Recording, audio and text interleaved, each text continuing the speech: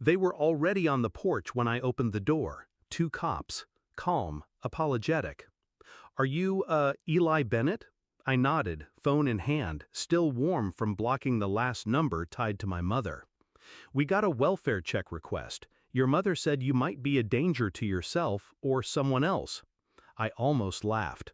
Almost. It started with silence. Not a fight, not a fallout, just a soft, invisible erasure. 30 years old. Not a single call, not even a text. Not from mom, not from my sister, not from the stepfather who married into our lives and made it his mission to gut everything that felt like home. No cake, no family dinner, no message that said, "You matter." Just silence. Until a week later. The text came on a Sunday. I was grocery shopping. "Hey Eli, can you send $2,500 for Dave's 60th party? It's gonna be big. You know how much he's done for us." Heart. Like nothing had happened. Like I hadn't spent my birthday alone in my apartment, watching strangers on Instagram blow out candles. Like she hadn't forgotten me entirely. $2,500. For a man who once told me I was too sensitive to be a real man.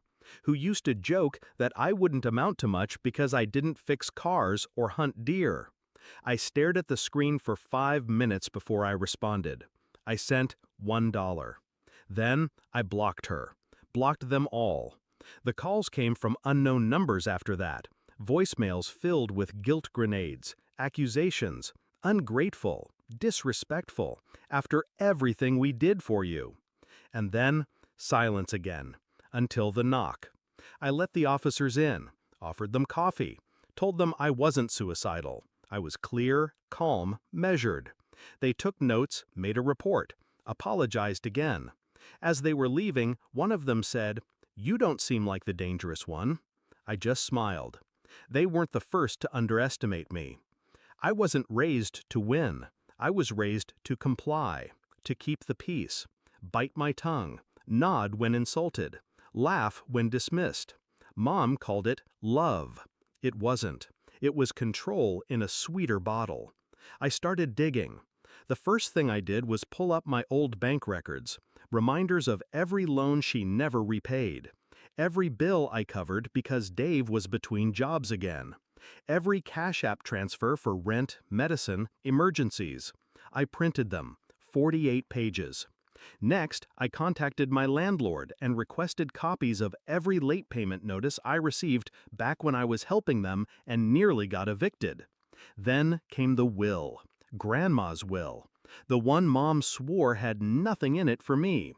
I reached out to my cousin, the executor. She sent me the copy.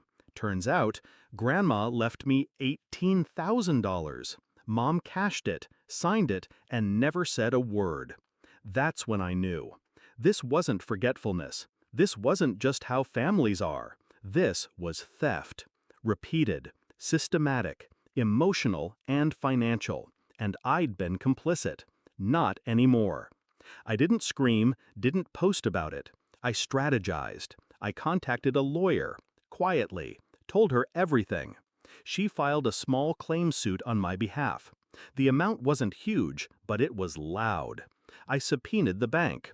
The signatures matched. The evidence was clear. Fraud, forgery, exploitation. Then I took it a step further. I sent the report to my stepfather's boss.